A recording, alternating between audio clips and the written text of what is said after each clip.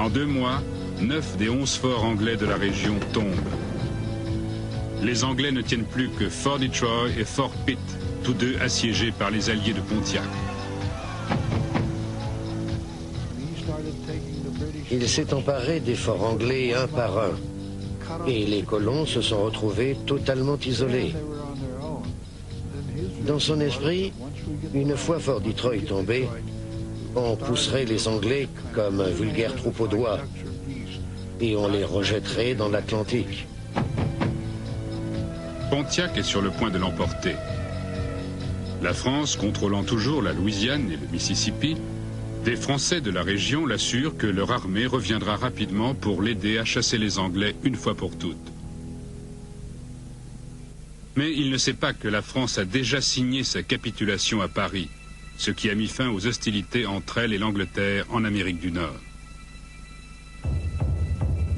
Pontiac a vent de cet accord en juin, mais il refuse de croire que la France ne réagisse pas à ses victoires.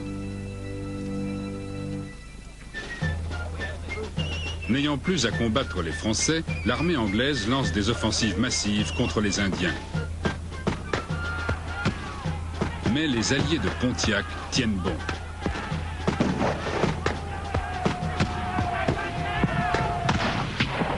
Impatient d'en finir, le commandant en chef anglais, Jeffrey Amherst, met la tête de Pontiac à prix et ordonne ni plus ni moins qu'une guerre bactériologique. Ne pourrait-on pas inoculer la variole à ces tribus rebelles?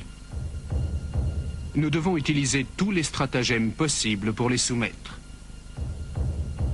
Essayez donc de contaminer les Indiens avec des couvertures, afin d'anéantir cette race abominable. Shawnee, Lenape et Ottawa sont ainsi contaminés par des couvertures venues de Fort Pitt. Une terrible maladie s'abattit sur nous. Une par une, les tentes se vidaient. Il ne restait que des cadavres, étendus çà et là. Des familles entières furent décimées par cet horrible fléau.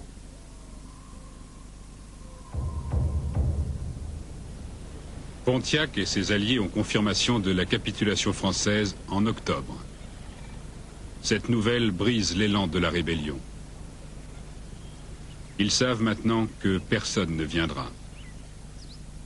Pontiac lève le siège de Detroit et rejoint avec son peuple ses campements d'hiver.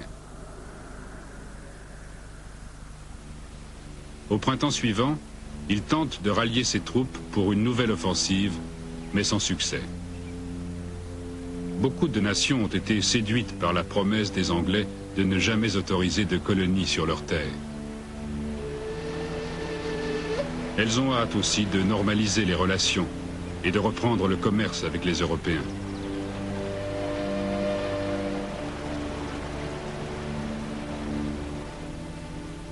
Un an plus tard, Pontiac est quasiment seul. Son heure a passé. Les forts anglais resteront. En 1769, 6 ans seulement après l'incroyable succès de sa campagne contre les Anglais, il meurt, assassiné dans l'antique cité de Cahokia. Mais son action n'a pas été vaine. Sa conception de l'unité des nations indiennes va faire école pour les générations futures et dans toute la région. L'idée n'est pas morte. Cette idée que Pontiac a inculquée aux autres chefs, aux autres tribus, s'est affirmée. La vie de Pontiac est un message pour les générations à venir. Mais avant que les nations des Grands Lacs et de l'Ohio ne se soulèvent à nouveau, le pays va connaître une autre guerre, cette fois entre les colons américains et leur roi.